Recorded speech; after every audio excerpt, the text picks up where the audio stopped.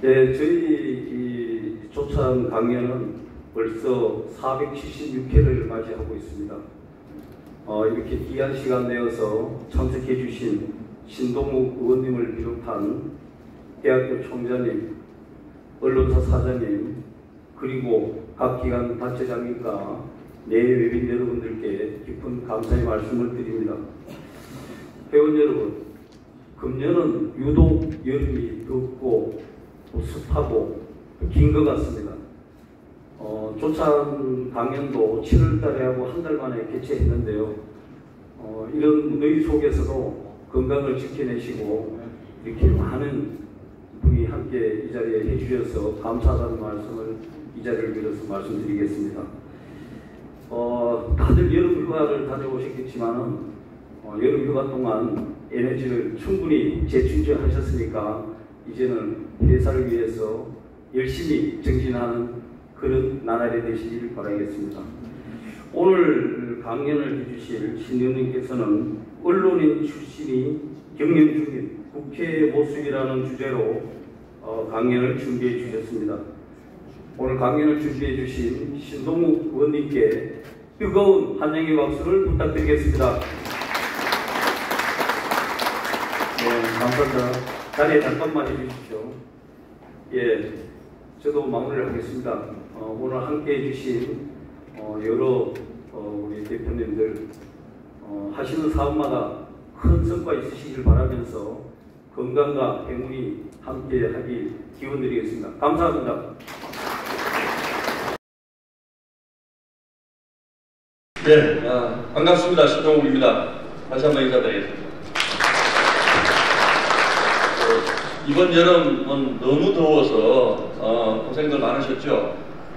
이렇게 긴 시간 열대야가 있었던 게 처음이라고 하는데, 근데 어젯밤에는 조금, 어제 비가 와서 그런지 조금 나아진 것 같더라고요. 저도 잠도 잘 못 자고 그랬는데 오늘 초대해 주신 날이라서 그런지 아주 비교적 잠도 잘 자고 날씨도 시원해지고, 또 이제 여러분들의 경영 포럼이시니까 다 산업 현장에 계시는 분들이니까 이 날씨만큼 이제 좀 연기도 좀 많이 풀리고 그렇게 되기를 바라겠습니다. 인천에서 초대를 해주셔서 오늘 원회장님 계시고 우리 안성용 명예회장님, 이기우 경영방송 회장님, 다들 제가 안면에 있으신 분들인데 인천에서 초대를 해주셔가지고 사실은 약간 좀 부담도 되고 또 사실은 인천은 서울에 가장 가깝지만 인구가 300만이 넘는 대한민국의 거대 도시 아닙니까? 서울, 옛날엔 서울, 부산, 대구 그랬는데 저는 대구에서 성장을 했습니다만 요즘은 사실 인구로 치면 인천이 대구를 월등히 이제 뛰어넘어서 대한민국의 세 번째 도시, 더구나 수도권을 끼고 있기 때문에 인천이 가지고 있는 지리적, 경제적, 또 우리 서해안을 통하는 인천의 독점적인 물류 거점으로서의 가치, 이런 것들은 우리 경제에도 굉장히 중요한 곳이라고 생각을 합니다. 그래서 인천에 계신 분들은 어떤 분들, 물론 서울에 살고 있기 때문에 자주 드나드는 곳이긴 합니다만 이렇게 인천 경제를 이끌어 가시는 분들을 이렇게 한 자리에 뵙고 보니까 굉장히 미남 미녀들이 많으시네요. 인물들이 좋으신 것 같아요. 예전에 인천 분들하고 당구 치지 말으라고 되어있던데, 그래서 당구가 굉장히 짜다는 인식이 제가 남아있는데, 제가 TV조선에서 모셨던 홍두표 회장님이라고 90 다 되신 분이 있는데 인천 분입니다. 아주 유명한 분이시고, 우리 이규 회장님이 잘 아시는 SBS 제가 모시고 있는 송도균 사장님도 또 인천 출신, 제물포 출신들 많으시고, 그래서 인천 분들에 대해서는 제가 아주 많이 알고 있습니다. 아침 강연이 사실 좀 부담스럽습니다. 다들 좀 졸리시기도 하고, 이 귀한 시간에 출근들 하시고 이런 분들이 많아서 이 시간을 좀 보람있게 제가 좀 꾸며드려야 될 텐데 나는 좀 부담감도 있고, 또 뭔가 좀 재밌게 하지 않으면 집중하시기가 힘든 시간이기도 해서 좀 부담스럽긴 합니다만, 우리 사회자께서 소개해 주신 대로 나름대로 저는 언론계에서 아시는 것처럼 오랫동안 생활을 했습니다. 사실 출발은 1992년도에 SBS에서 출발을 했습니다. 지역 민방이죠. 서울 지역 민방이고 그 이후에 이제 경인방송, 그러니까 OBS, 지금의 OBS인데 경인방송도 이후 지역방송이 많이 생겼는데 수도권을 중심으로 하는 이제 SBS에서 기자 생활을 시작을 했습니다. SBS가 이제 1991년도에 막 생겼으니까 그때까지. 그래서 작년 올해 초에 퇴사할 때까지 만 31년 하고 뭐 석 달 정도를 더 다녔는데 저보고 요즘 많이들 물어보시죠. 언론인 생활이 낫습니까? 아니면 정치인 생활이 낫습니까? 이렇게 물어보시는데 사실 30년 동안 익숙하게 있었던 것하고 이제 서너 달 있었던 것하고 비교하기는 어렵습니다. 근데 저는 직간접적으로 정치의 주변에 상당히 많이 지켜본 사람이고 또 앵커 생활을 제가 SBS 앵커부터 시작하면 15년 정도 했는데 외국은 종신으로 거의 앵커 하시는 분들도 있지만 우리나라에서는 15년이면 굉장히 긴 세월을 방송을 하고 시청자 분들을 했는데 국회가 만만치 않은 것 같아요. 들어와서 보니까 물론 기업이래 방송도 기업이니까 기업에 계시던 분들이 정치권으로 들어오면 굉장히 어려움을 많이 겪습니다. 저도 마찬가지입니다. 물론 두서없이 말씀을 드리는 것 같습니다만 기업은 뭔가 목표를 정해놓으면 그 목표를 향해서 달려가는 곳이기 때문에 성과라는 것이 항상 모든 것의 기본이 되지만 왜 이렇게 정치에 대해서 불신들이 깊은가 이렇게 생각을 해보면 정치는 사실 눈으로 보는 성과라는 것은 사실은 법안입니다. 법안. 그래서 저희 국민의힘은 우리 기업인들이 좋은 경제활동을 하실 수 있게 그런 좋은 법안을 많이 만들어주는 것이 저희들의 소명인데 사실은 여야가 늘 부딪혀 있는 현장이기 때문에 법안이 정말 쟁점 법안들도 있지만 반드시 저희가 처리해야 될 이런 법안들도 가면 갈수록 굉장히 통과시키기가 어려운 이런 정치 구조로 변해가는 것 같습니다. 그래서 저 역시도 생각했던 것보다 이렇게 꽉 막혀 있을까라는 생각을 지금 많이 하고 기업인 출신의 국회의원분들, 초선분들 제가 어제 저녁에도 같이 얘기하면서 이거 우리가 어떻게 이걸 해야 되나 이런 말씀들을 많이 나누고 했는데 기업은 어떤 목표를 정해놓고 그 성과를 점검해 가는 곳이기 때문에 기업인들 입장에서 보시면 정치는 형편없는 곳입니다. 정말로 이렇게 비효율적인 곳이 없는데 또 한편으로 생각을 해보면 정치라는 곳이 이렇게 성과를 가지고 평가할 수 있는 곳만은 아닌 것 같다라는 생각도 어제 오늘 며칠 새에 하기 시작을 합니다.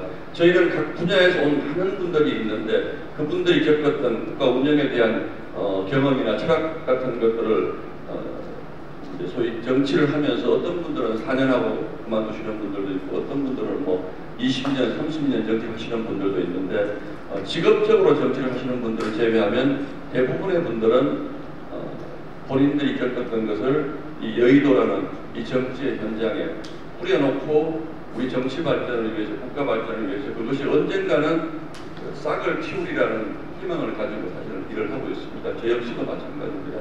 제가 언론에서 본 많은 것들, 언론에서 본 많은 부조리한 일들을 한꺼번에 다 해결하기는 어렵습니다.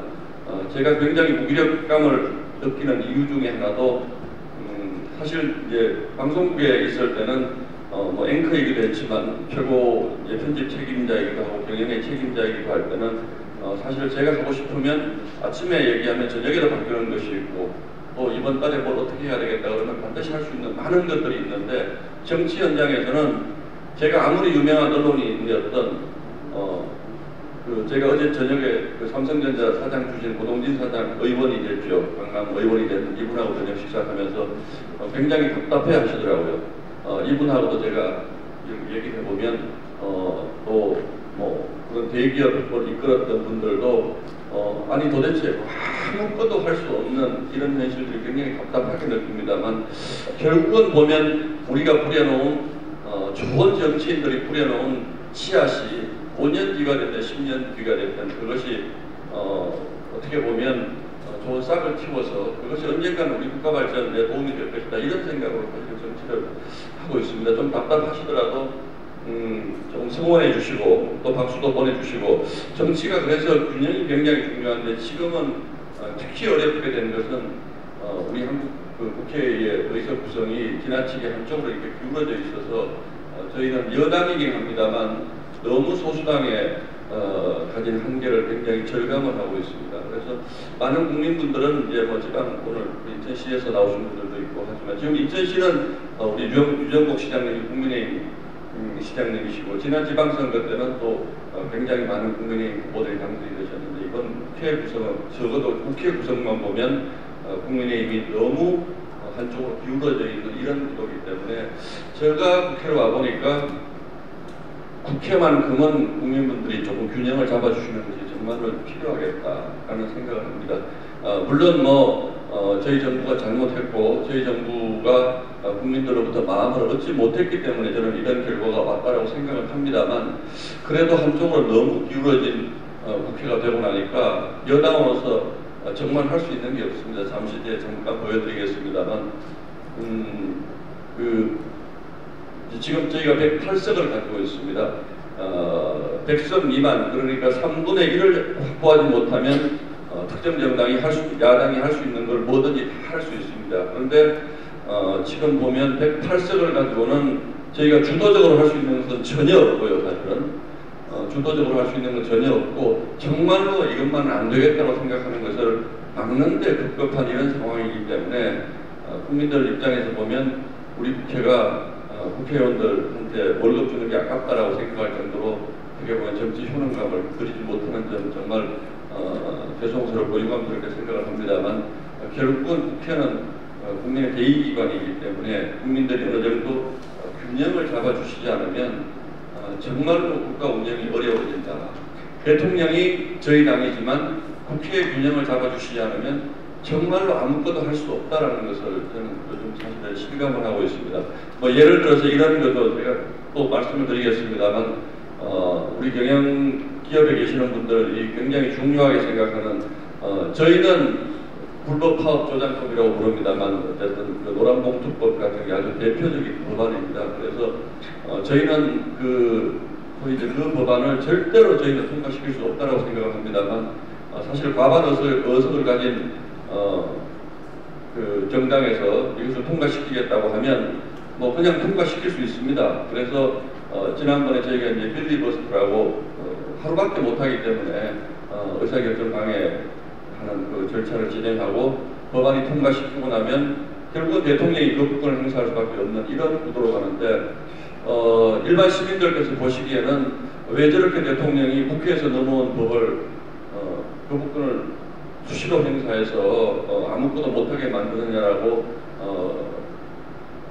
좀 이상하게 생각하시는 분들도 많이 있겠습니다만 지금 저희 입장에서는 100건이 됐든 200건이 됐든 저희가 도저히 통과시킬 수 없는 법은 계속 대통령께서 그 부분을 행사하도록 해서 돌아오면 저희가 108석이라도 있기 때문에 그 법안을 다시 막을 수 있는 이런 힘을 주신 것 이것이 그래도 저희가 행사할 수 있는 유일한 힘이라고 생각을 합니다. 그래서 이게 불통이다라는 표현을 쓰긴 합니다만 저희가 생각하기에는 불통의 문제가 아니고 지나친 입법 폭주다라고 생각을 하고 있습니다. 왜 그러냐면 국회에서 소위 이런 거 이제 쟁점 법안이라고 하는 것 여야가 죽어도 안 된다라고 하는 법은 사실은 숫자가 과반을 넘는다고 해서 통과시킬 수 없습니다.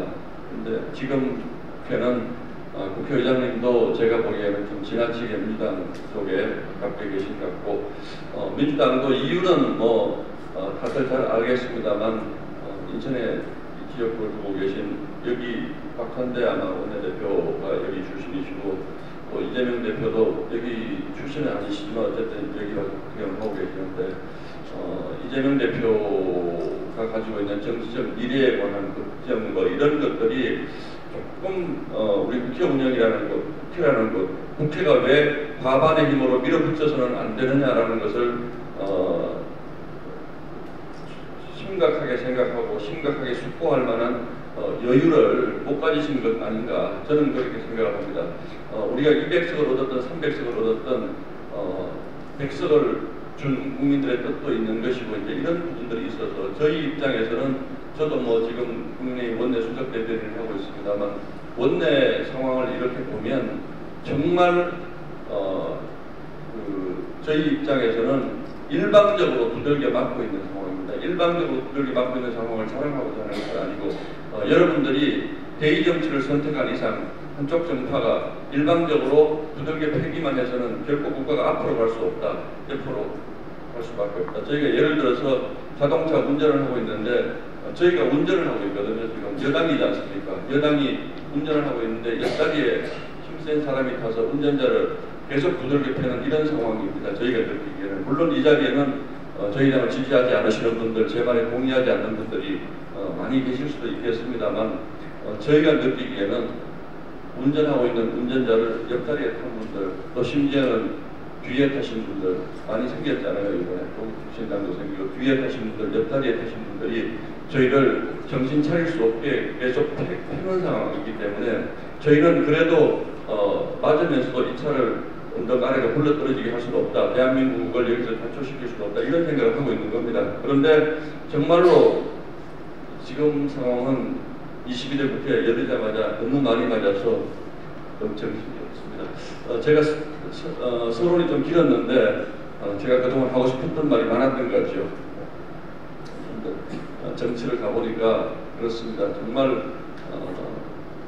이게 뭐 기업하는 것처럼 사장님 생각으로 움직여지는 것도 아니고 한 분 한 분의 국회의원들의 뜻이 다 중요하고 여러 가지 복잡한 변수들이 있어서 좋은 정치한다는 것이 정말 어렵구나라는 생각을 합니다. 뭐 사실 강연을 와서 제가 저 스스로 국민의힘이라고 이름을 좀 붙여봤습니다. 우리 이규 총장님이 언론인으로 본 정치와 정치 현장에서 본 정치가 어떠냐라고 여쭤봐서 뭐 잘 아시는 것처럼 아까 소개해 주셨지만 저는 SBS에서 오랫동안 SBS 8시 뉴스 앵커를 굉장히 오래 했습니다. 중간에 워싱턴 특파원을 다녀왔고 TV조선으로 2017년도에 옮겼죠. 박근혜 대통령 탄핵되고 난 다음에 옮겼습니다. 옮겨서 앵커를 들어갈 때 바로 앵커로 들어갔으니까 보도본부장을 하고 해서 뭐 나름대로는 정치에 대해서 여러 가지 변론들도 지켜본 것이 많다고 생각하고 있습니다. 초선 의원은? 어안이 벙벙. 별명이 뭐야? 국민 앵커지. 4개 방송은? 나의 모든 것. 몇 년 했어요? 30년 넘어. 이게 반말 막 해도 되는 거예요? 네네. 나의 좌우명. 착하게 살자. 서초구 을은? 서울의 보석. 국회의 숙제. 대화와 타협. 좀 졸리실까봐 국회 방송에서 잠깐 만들어놓은 방송 클립을 제가 잠깐 가져왔는데 뭐 여기에 지금 제가 느끼고 있는 모든 감정들이 다 표현이 되어 있습니다. 조금 전에 말씀드린 것처럼 정말 아직은 조금 국회에 적응하기가 좀 어안이 벙벙한 이런 생각하고 마지막으로 우리 국회는 정말로 아주 원론적인 얘기지만 대화와 타협이 가장 중요한 곳이라는 것 다섯 자로 말씀을 드리면 그렇습니다. 저는 지금 국민의힘 이제 원내 수석 대변인이라는 직함을 맡고 있는데 여러 가지 국회에는 직책들이 있습니다. 이제 당 대변인도 있고 당에서 이제 당무를 보시는 분들이 있고 저는 국회 원내 상황 그러니까 민주당과 협상을 이제 주도하고 거기에 대한 논평을 내는 그런 직책을 가지고 있습니다. 그렇기 때문에 비교적 지금 우리 원내 상황이 어떻게 돌아가는지 잘 알고 있는데 많은 분들이 요즘 어디 다니시면 언론 매체에 저희 국민의힘 내부 사정을 말씀드리면 친윤이냐 친한이냐 이런 말씀들을 굉장히 많이 하셔서 사실은 좀 곤란하기도 하고 그런데 저는 정치란 그런 것이라고 생각을 합니다. 지금 저희 당이 사실 윤석열 대통령께서 집권하신 지 2년 조금 지났는데 지금 사실은 저희 당이 이렇게 막 정파적으로 갈라져서 저희 당 내부 경쟁을 하는 모습은 저는 바람직스럽지 않다고 생각을 합니다. 여당은 역시 대통령을 중심으로 가야 되는 것이고 다만 마지막 1년이나 1년 반 정도 차기 대선이 다가왔을 때는 미래의 권력에 대해서 더 집중해서 차기 정권 재창출해야 하는 과제를 안고 있는 것이 정치의 숙명이고 현실이기 때문에 그때는 뭐 대통령과 거리를 두거나 대통령과 차별을 하거나 이런 것들이 많이 보입니다만 저희 당은 지금 사실은 조금 걱정스러운 것은 너무 빨리 그런 것들이 좀 시작이 되어서 이 간극을 저희가 어떻게 좁혀 나가야 될지 좀 걱정스럽고, 두 번째는 대통령도 그렇고 우리 한동훈 대표도 그렇고 국회 경험이 전혀 없는 분들이 어쨌든 정치의 현장으로 들어오셨기 때문에 조금 전에 제가 드린 말씀, 정권을 잡아도 국회 운영을 잘 하지 못하면 아무것도 하지 못한다 라는 이 현실적인 문제에 대해서 사실은 저희 당 지도부가 깊이 있게 생각을 해야 된다고 생각을 합니다. 저 같은 사람이 친윤이든 친한이든 그게 뭐 얼마나 중요하겠습니까? 나라를 앞으로 가게 하는 것이 중요한데, 요즘 언론의 관심사들을 보면 항상 얼마 전에 어떤 매체에서 우리 국민의힘 국회의원 5가지 단계로 구분을 해서 찐윤, 친윤, 중립, 친한, 찐한 이렇게 분류를 해놓은 표를 봤는데, 사실 그 표를 보고 굉장히 많이 틀렸는데도 또 많은 분들이 이제 관심이 있어 하시고 이제 이런 것들을 보면서 저희 국민의힘에 대한 관심이 오롯이 한동훈에 가까운 사람들이 누구냐, 윤석열에 가까운 사람들이 누구냐 이런 구도를 가지고 저희 국민의힘을 보는 것은 좀 사실은 좀 지금 너무 시기상조라는 생각을 하고요. 친한이든 친윤이든 저희 정부가 성공을 해야 된다라고 저는 생각을 합니다. 그리고 나서 그 다음에 누가 대선 주자가 될 것인지, 지금 여기 와 계시면 유병복 시장님도 저희 당의 중요한 자산이시지 않습니까? 이런 분들도 다음 정치 레이스에 충분히 가셔야 할 수 있는 역량과 또는 경륜을 가지신 분들이기 때문에 지금 저희 오세훈 서울시장님, 홍준표 대구시장님, 유병복 시장님 이런 분들은 아주 대표적으로 저희 당이 다음 정권 재창출에 소중하게 쓰실 수 있는 분들이거든요. 그런 분들이 얼마나 가치 있게 포장되어서 다음 대선을 가게 할 것이냐 하는 것이 저희의 목표가 되어야지 지금 친윤과 친한만 있는 것은 아닙니다. 그리고 개인적으로 저는 그렇게 생각합니다. 저 같은 조선 정치인들이 저는 항상 외부의 정치인을 수혈하는 이유는 외부에서 봤던 신선한 시각을 정치의 현장에서 어떻게 이것을 이제 좋은 쪽으로 그분들의 경험을 활용하느냐, 이게 이제 어떤 정당이든 말하자면 세대 교체라는 게 있지 않습니까?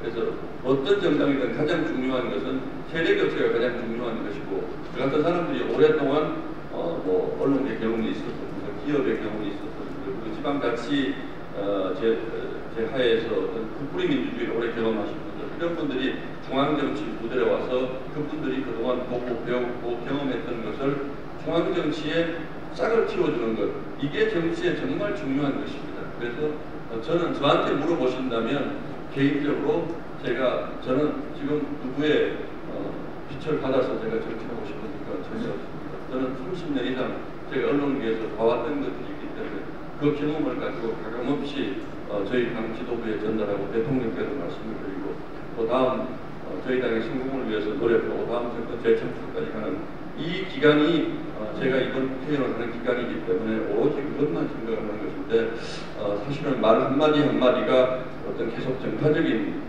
우리 당의 국회의원분들이 다 조심스러워 하시는 게 다 누구 편이다, 누구와 가깝다 이런 것으로 해석되는 것에 대해서 굉장히 사실은 부담스러워 하시는 것이 사실이고요. 실제로 또 그렇지도 않습니다. 물론 이번 전당대회 캠프에 아주 밀접하게 가까이 참여하신 분들이 소수들이 좀 있습니다. 그러나 그분들을 제외하고 나면 대부분의 저희 당의 국회의원들은 지금 저희가 가지고 있는 이 108석의 국회 의석을 가지고 정말 나쁜 법안들을 어떻게 막아야 할지, 이게 첫 번째 고민이고요. 두 번째는 아직도 3년이나 남은 윤석열 정부의 어떤 개혁의 과제라든지 국가 경제를 살려야 한다는 절박감이라든지, 그리고 또 하나 굉장히 중요한 문제, 저희가 생각하는 우리의 미래를 위해서 지금 이대로 그냥 과거의 성장만 축해왔던 시대에 했던 이 정책들만 가지고 우리의 미래, 우리 후손들에게 좋은 나라 물려주기 어렵다라는 그 세 가지 그 절박한 과제가 저희는 사실 있습니다. 그래서 연금개혁이라든지 또는 기후위기에 대한 대응이라든지 또 저출산 문제라든지 이런 것들은 지금 저희 세대가 돈을 써도 우리가 사실은 돈을 받을 수 있는 것은 아닙니다. 그래서 매우 인기 없는 정책 정책들입니다. 사실은 그래서 또 말씀을 드립니다만 아무것도 하지 않으면 아무 일도 일어나지 않습니다. 어떤 정권이든 아무것도 하지 않고 그냥 국가가 가지고 있는 재정을 풀어서 국민들에게 그냥 현금 좀 드리고 또 대출 같은 거 많이 해드리고 그렇게 하면 아무 일도 일어나지 않습니다. 퇴임 때까지 대통령 40% 적어도 40%의 지지율 유지할 수 있습니다. 바로 전 정권이 보여준 것이 그런 것입니다. 소득주도 성장이라는 것이 바로 그런 것입니다. 소득을 많이 늘려주겠다는 것인데 여러분들 기업들 하시잖아요. 소득을 어떻게 늘려줍니까? 기업이 가지고 있는 유보금 계속 풀어서 직원들에게 주면 직원들이 좋아집니까? 그럼 한 5년 회사 운영하다가 회사 문 닫으면 그 기업의 직원들에게 좋은 것입니까? 그런 건 아니지 않습니까?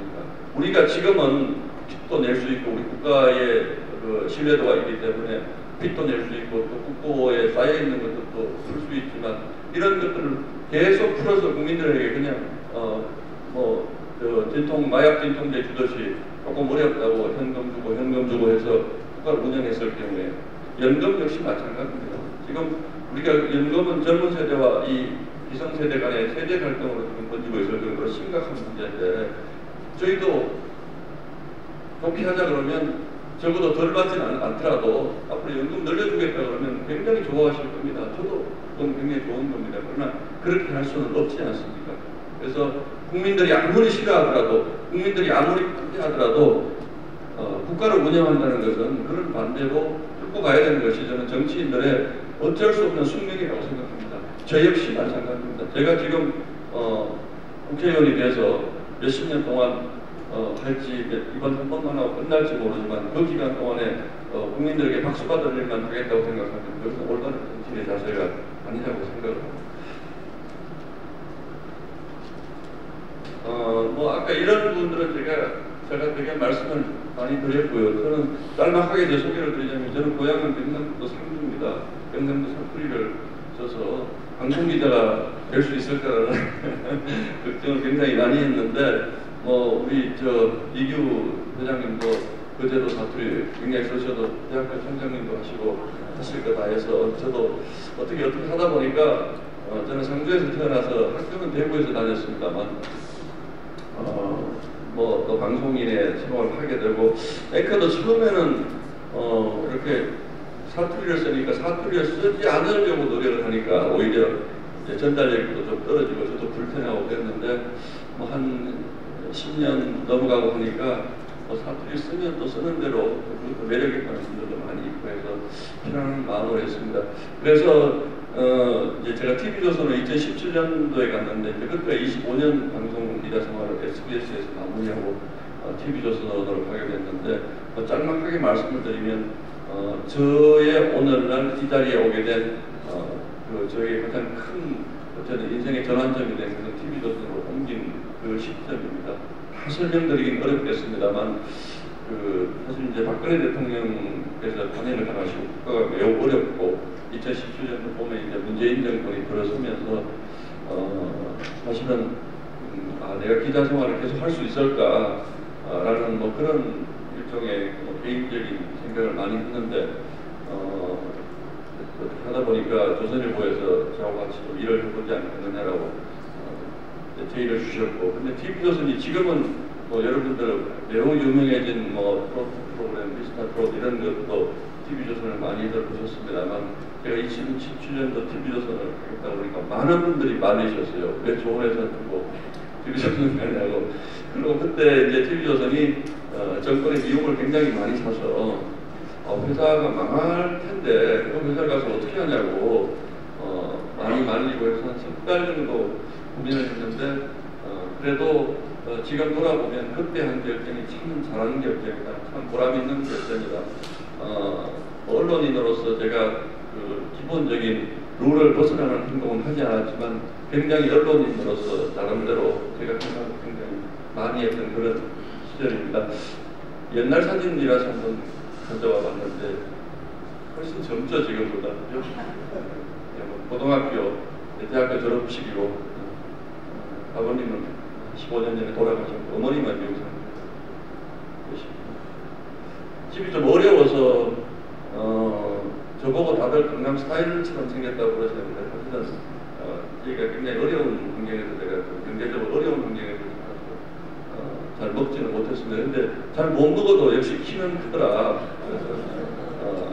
그런 생각을 합니다. 그래서 어려운 시기를 좀 겪었고 기자가 된 것도 저는 기업에 취직을 해서 제가 서울대학교 경영학과를 나왔는데 기업에 취직을 해서 돈을 버는 것도 어렵게 살았기 때문에 굉장히 보람이 있다고 생각해서 저는 사실 경영학과 갔는데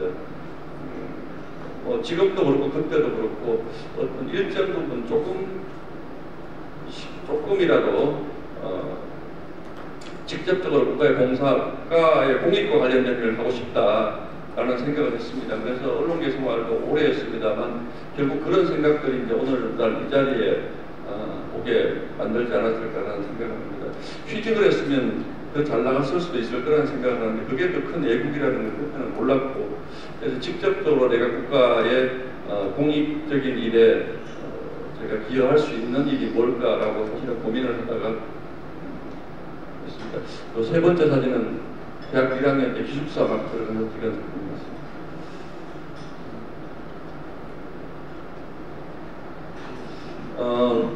그 인생의 가장 큰 전환점은 사실은 워싱턴 특파원 아까 TV조선에 옮기는 직장을 옮긴 일이고 개인적으로 내적으로 큰 전환점은 제가 2011년도에 워싱턴 내 SBS 워싱턴 특파원으로 가서 2014년도에 돌아왔는데 무슨 기자로서 워싱턴 특파원을 가볼 수 있다는 건 큰 경험이고 또 굉장히 영광스러운 일입니다만 그것도 그것이지만 우리가 결코 우물 안에 개구리가 되어서는 안 되겠구나라는 생각을 정말 절박하게 한 시기가 바로 제가 워싱턴에서 미국의 정치를 보고 미국의 경제를 보고 세계 경제를 비교적 균형감 있게 한국에서 보는 시각과 달리 미국에서 바라봤을 때 한국이란 어떤 나라인가, 우리나라가 얼마나 좋은 나라인가, 대한민국이라는 나라는 얼마나 저력이 있는 나라인가, 대한민국이라는 나라는 얼마나 역동적인 나라인가 이런 것들을 굉장히 절실하게 깨달았습니다. 그래서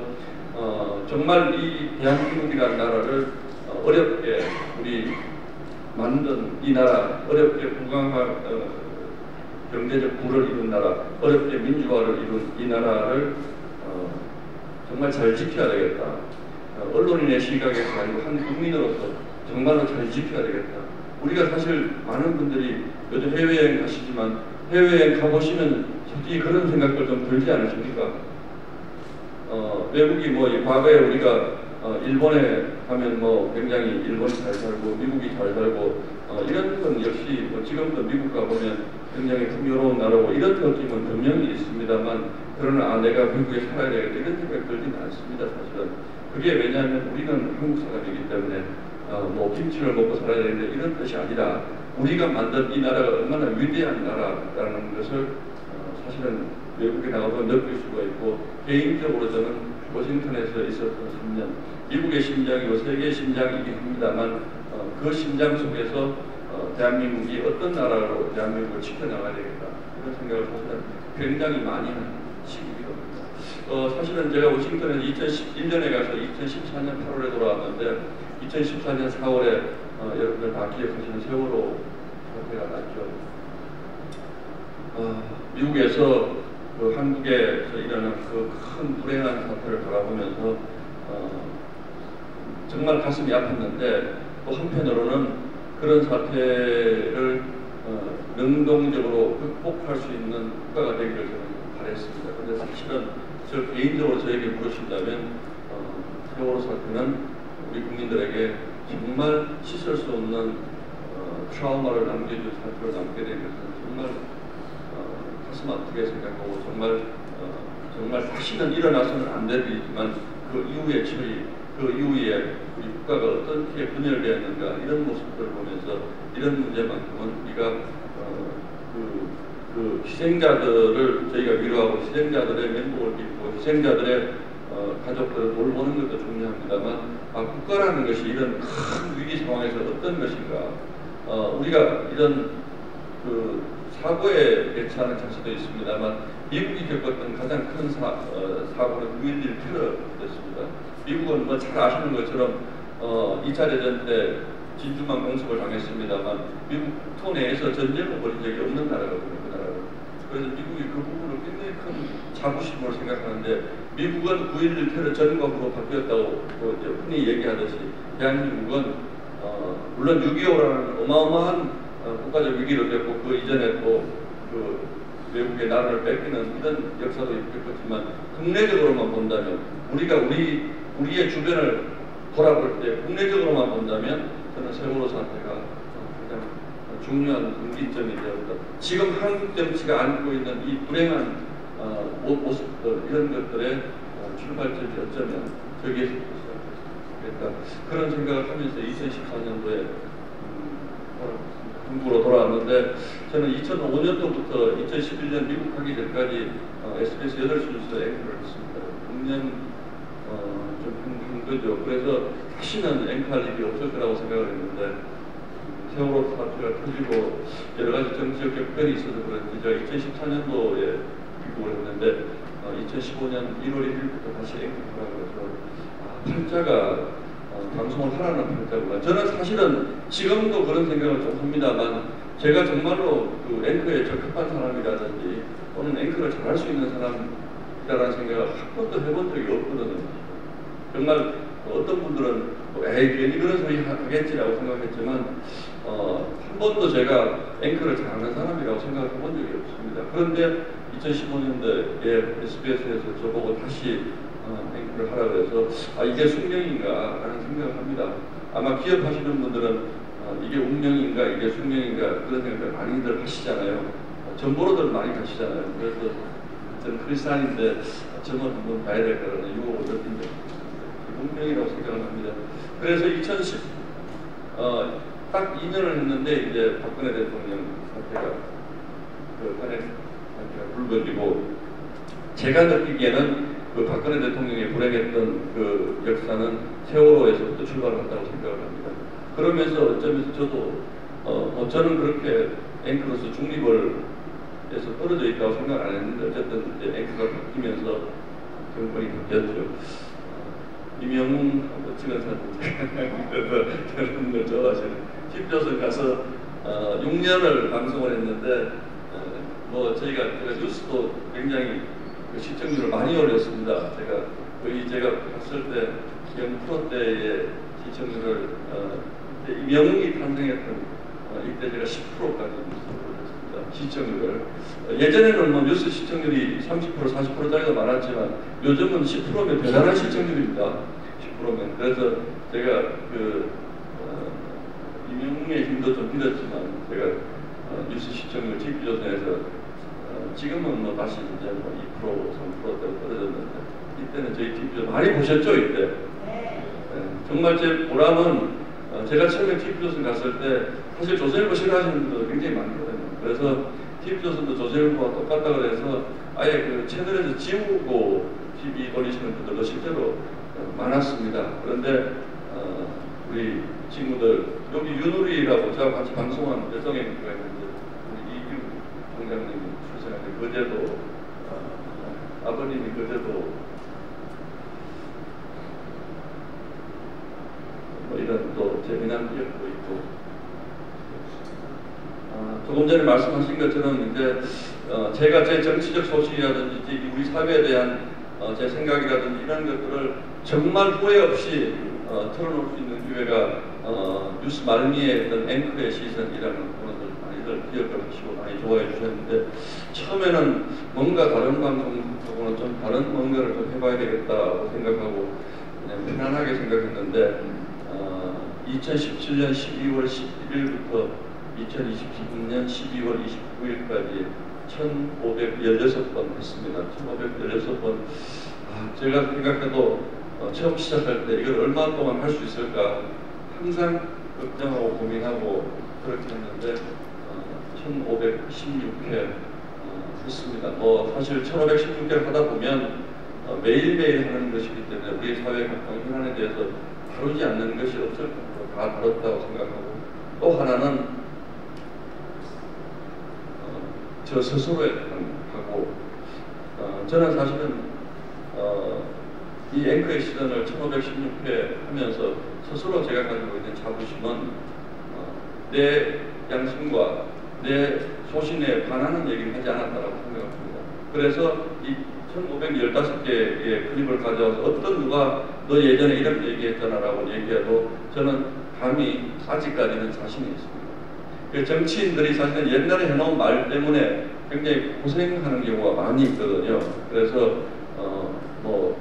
우리 조국 지금 의원께서 본인의 문제로 고생을 할 때 본인이 옛날에 페이스북에 올려놓은 글들 때문에 고생을 굉장히 많이 하시고 예전에 이렇게 얘기했는데 지금 본인 인지가 안 되는 것 아니냐라는 비판을 많이 받고 정치인은 늘 그런 사실은 위험을 지고 삽니다. 그래서 저도 사실은 1516회를 하면서 내가 이 말에 대해서 책임질 수 있는 삶을 앞으로 살아갈 수 있을 것인가 굉장히 사실은 고민을 많이 했습니다. 그래서 가급적이면 제가 내 생각과 반하는 것은 하지 않는다.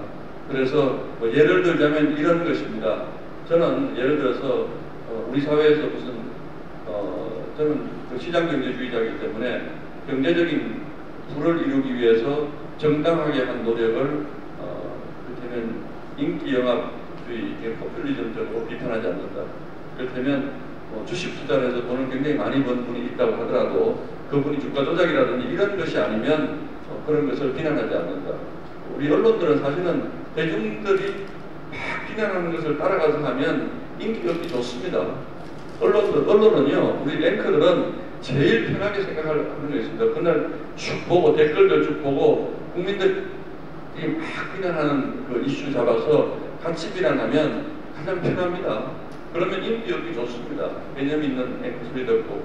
그래서 왜 제가 앵커로서 이렇게 존재감에 고민을 많이 했냐고 생각해 봤더니 돌이켜 보니까 그런 것을 하지 않으려고 굉장히 노력을 많이 했던 것 같아요. 그래서 사실은 방송인으로서 그냥 편하게 갈 수 있는 길도 저는 그게 제 적성에 맞지 않기 때문에 그래서 이 1516회에 대해서 물론 일부에 보면 그런 게 있을 수도 있겠습니다만 저는 앞으로도 이 1516회 앵커의 시선을 어떤 것을 가져와서 너가 예전에 이렇게 얘기한 것과 너가 다르지 않느냐라고 하면 물론 저도 변할 수 있겠죠. 앞으로 정치하다 보면. 그러나 적어도 지금까지는 거기에 제가 부끄럽지 않게 살아야 되겠다.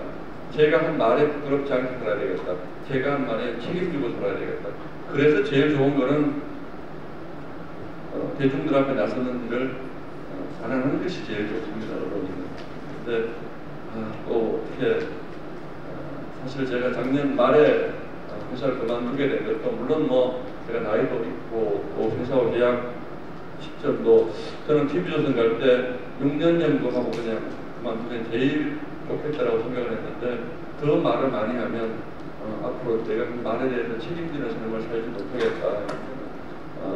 말 빚을 좀 그만 지고 살아야 되겠다. 제가 사실 다 아시겠지만 이 앵커를 한 시기가 공교롭게도 문재인 정부 시기에 거의 겹쳐 있어서 지금 이재명 대표님이라든지 조국 대표라든지 이런 분들은 제가 굉장히 미울 수 있습니다. 국회에서 만나면 인사를 하고 하지만 그냥 사적으로 생각을 하면 나를 죽이고 싶을 수도 있겠다 이런 생각합니다. 그래서 그러나 아까 말씀드린 것처럼 공적인 분야에 살고 있는 사람들의 숙명이라고 저는 생각합니다. 그래서 앞으로 제가 지금은 그분들은 다 당대표 이런 분들이지만 정치적으로 그분들과 제가 경쟁을 해야 되는 그런 상황이 되더라도 공적인 일이 있었던 일 그리고 사적인 것과는 전혀 분리해서 생각을 해야 되겠다. 물론 제가 어쨌든 비판을 많이 했기 때문에 그런 생각을 합니다만 이 앵커의 시선은 저에게는 굉장히 중요한 이것 때문에 저렇게 하시는 분들 많지 않습니까? 뉴스는 보지 않더라도 이거는 꼭 챙겨보셨다는 분들이 많이 있고 이게 되게 9시 한 40분쯤에 했는데 밖에 있다가 시간이 돼서 빨리 들어갔다는 분들도 있고 아까 우리 부장님 사진 찍었는데 사모님들이 굉장히 좋아하신다고 왜 우리 약간 여담입니다만 저는 이제 SBS에 있을 때부터 이제 시청자 패턴을 조사해 보면 50대 여성들이 저를 좋아한다는 분이 많은데 그분들의 감성과 제가 좀 맞는가 봅니다. 그러신 것 같죠, 그죠?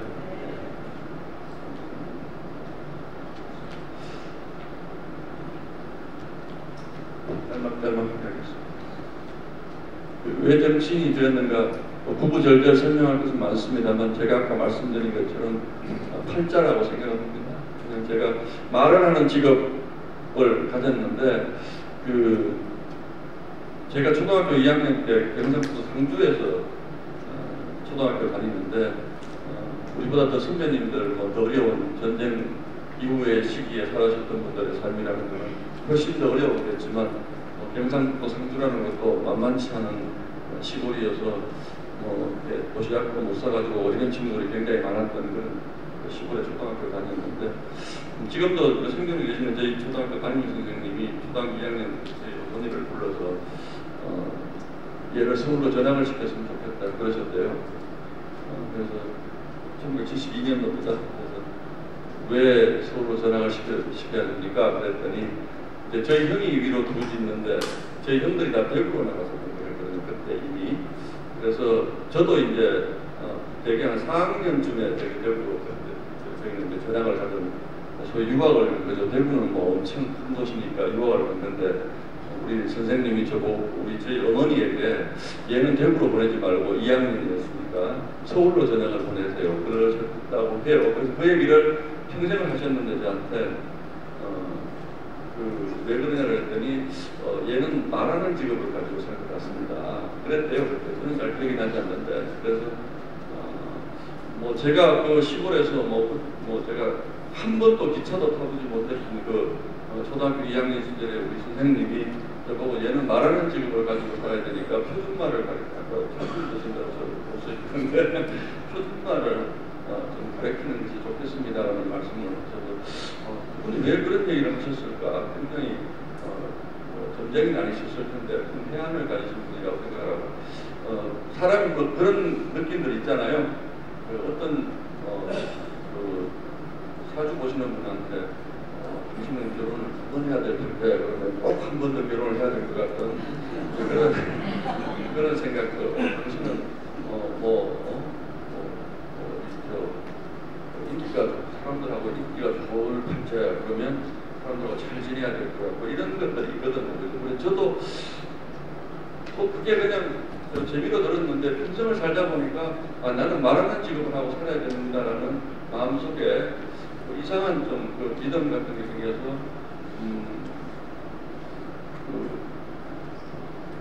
제가 기자가 된 것, 그리고 방송 기자가 된 것. 저는 사실 사투리를 쓰고 있어서 당시만 방송 기자는 표준말을 써야 되는 사람들만 할 수 있는 거라고 생각을 했는데 어떻게 하다 보니까 방송 기자를 하게 됐고 제가 고등학교 때는 사실은 좋은 엔지니어가 되고 싶어서 이과를 갔거든요.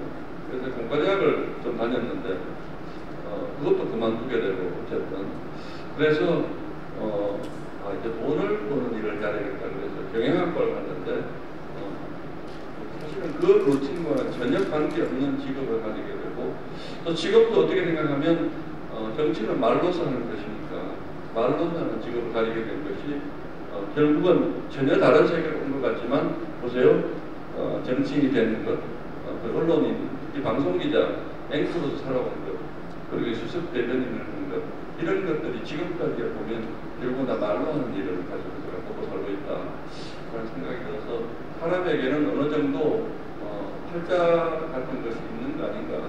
그래서 앞으로도 어쨌든 우리 신봉규 군대 오셨네요. 인천의 희망입니다. 우리 박수 한번 보내주십시오.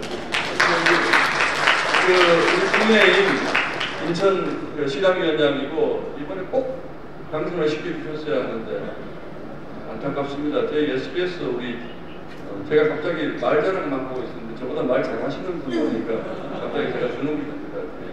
그래서 제가 왜 방송기자가 되었고 왜 또 정치를 하게 되었고 근데 그 결정의 순간순간마다 이게 맞는 결정인가라는 고민을 실제로 많이 한 것도 사실인데 어떻게 하다 보니까 여기까지 오게 됐어요. 그러니까 이게 뭐 제가 뭘 잘나고 이런 것을 떠나서 좀 사람에게는 숙명이라든지 팔자라든지 이런 것들이 있지 않을까.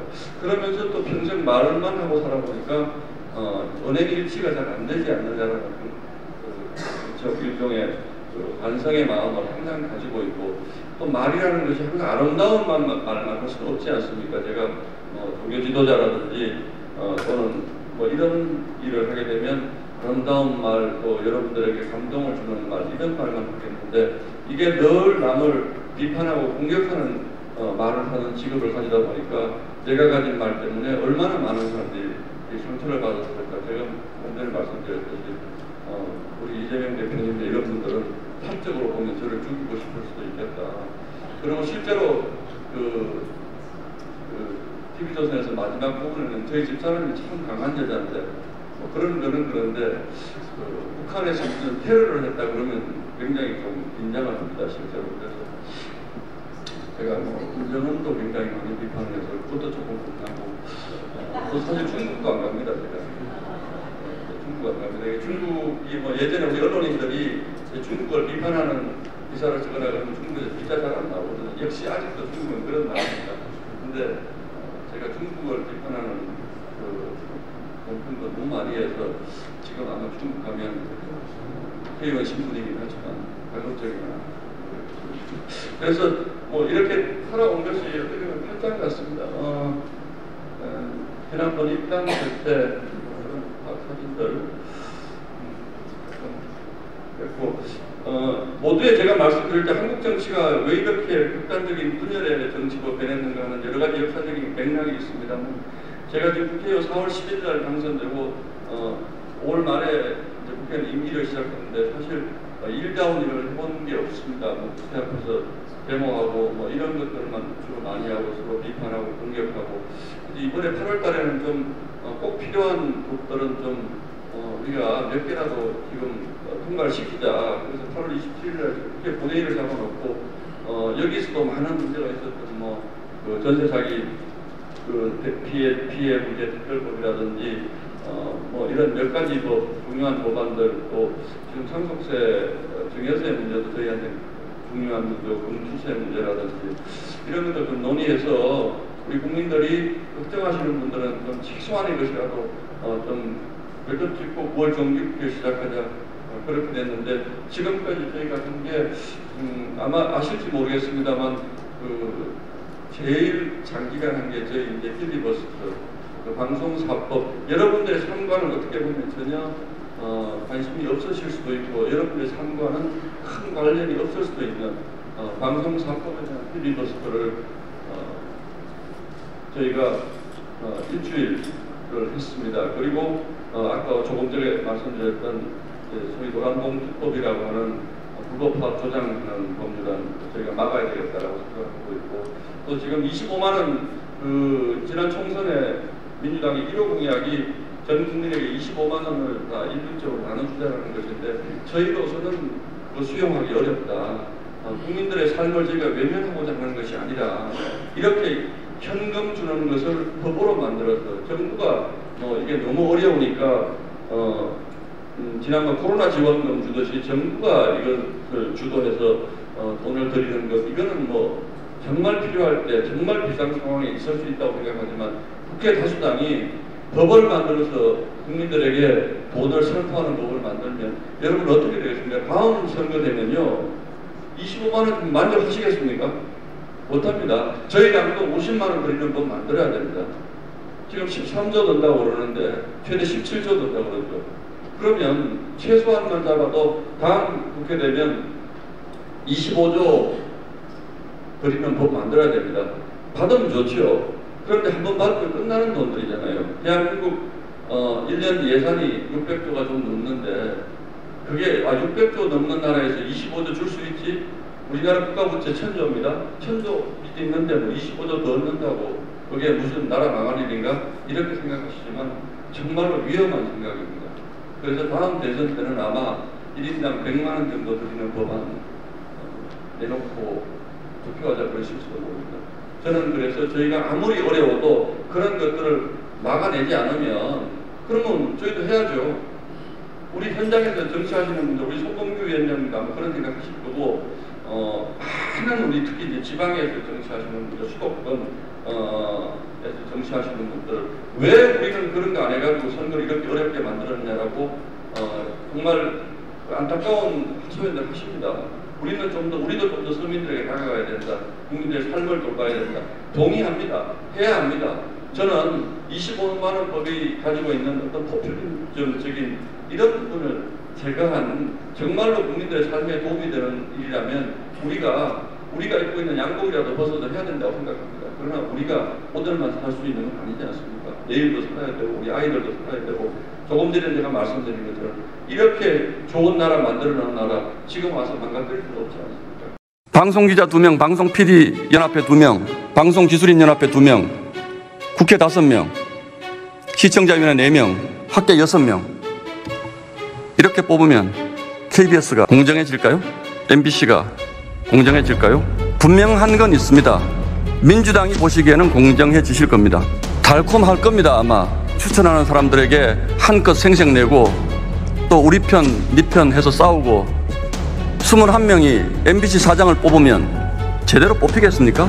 21명에 대해서 한 명 한 명의 정당성을 누가 확보합니까? 누가 설명합니까? 기자협회에서 2명 뽑고 PD협회에서 2명 뽑으면 아나운서협회에서 우리도 1명 뽑아야지. 작가협회에서 우리도 1명 주세요. 한 명 한 명 정당성의 문제를 물었을 때 도대체 뭐라고 대답할 수 있습니까? 이렇게 무책임하게 질러놓으면 그 뒷감당을 누가 합니까? MBC가 합니까? KBS가 합니까? 못합니다. 엉망진창이 될 겁니다. 이제 이런 식의 국회에서 저희가 할 수 있는 필리버스터라고 하는 겁니다. 저쪽에서 법을 통과시키겠다 그러면 아닙니다. 이 있습니다 해서 24시간 동안 저희가 연설을 하면서 막는 겁니다. 저도 한 8시간 했습니다. 저는 도저히 못할 것 같은데 하다 보니까 할 말이 너무 많고 그래서 우리 송문규 위원장은 아마 15시간 충분히 할 겁니다. 왜냐하면 열정이 넘치기 때문에 한국 정치가 이렇게 가서는 안 된다고 생각하기 때문에 한국 사회를 이렇게 방치하면 안 된다고 생각하는 분들이 저희 당에 많이 모여 있습니다. 지금. 그래서 15시간 하실 수 있습니다. 저도 처음에는 뭘 가지고 8시간을 얘기하지? 방송을 해본 사람이기 때문에 8시간 동안 얘기한다는 건 저도 사실은 할 수 있을 거라고 생각했는데 해보니까 너무 억울한 것이 많고 너무 부당한 것이 많고 우리 사회를 이대로 방치하면 안 되겠다고 생각하는 것들이 너무 많습니다. 실제로 지금 민주당이 밀어붙이는 것들이 대부분 다 그런 것들입니다. 논의하고 상의하자는 문제를 넘어서서 절대로 해서는 안 되는 것들을 지금 저희도 적어도 저희 관점에서는 절대로 해서는 안 되는 것들을 막 밀어붙이는 겁니다. 저희가 할 수 있는 것 이것밖에 없습니다. 그래서 지금 이렇게 8시간도 연습하고 10시간도 연습하는데 저는 적어도 이렇게 해서는 한국 정치의 미래가 없다고 생각합니다. 그래서 어느 순간 우리 정치의 판을 완전히 흔들어서 새로 짜지 않으면 여러분들이 어렵게 일궈놓은 이 나라 정말 어려운 지경으로 갈 수 있습니다. 시간이 너무 많이 지체돼서 아마 바쁘실 것 같아서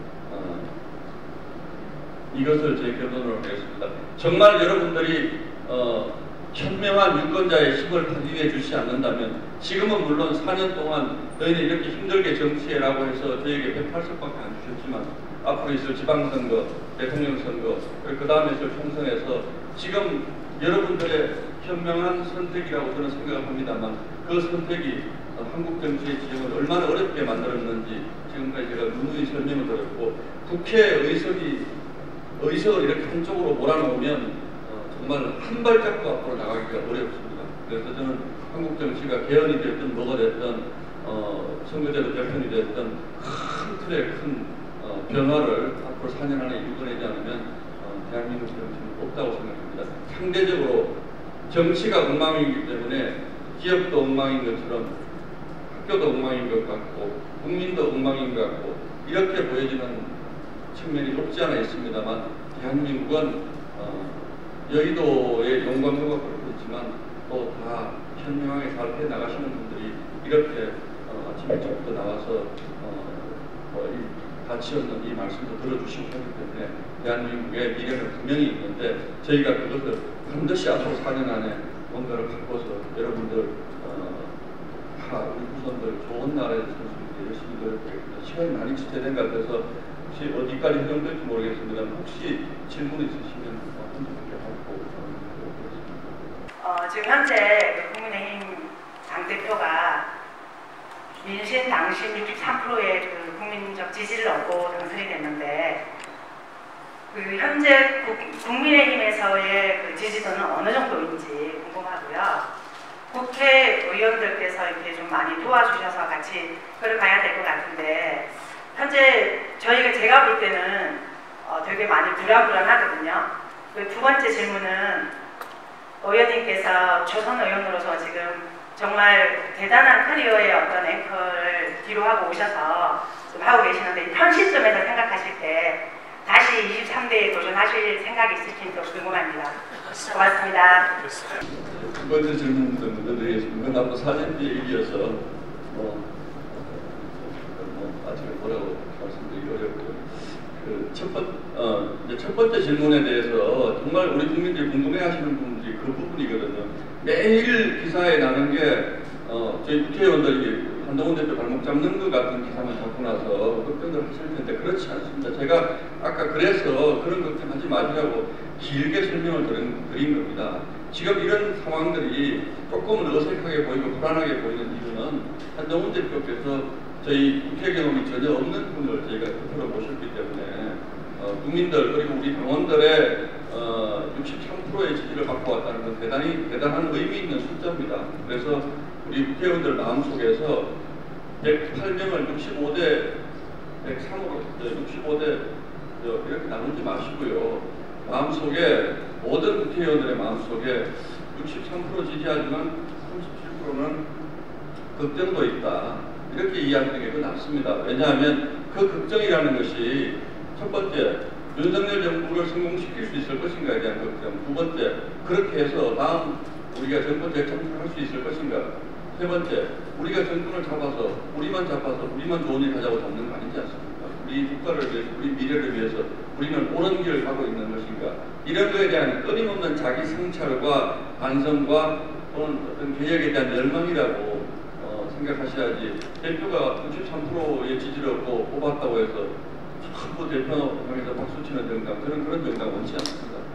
한동훈 대표 잘못한 거 있으면 얼마든지 비판할 수 있는 정당, 또 한동훈 대표가 옳지 않은 길로 봤을 때 초선 의원도 그렇게 가시면 안 됩니다라고 큰 소리로 외칠 수 있는 정당, 그 정당이라는 것은 우리가 90%를 얻어서 그 사람의 뜻과 반하는 단 한마디에 얘기하지 못하는 정당보다는 저는 건강한 정당은 누구라도 자기의 생각을 얘기할 수 있고 대표가 잘못했을 때 얘기할 수 있는 그런 정당, 저는 그런 정당을 만들기를 원합니다. 저도 역시 그렇게 합니다.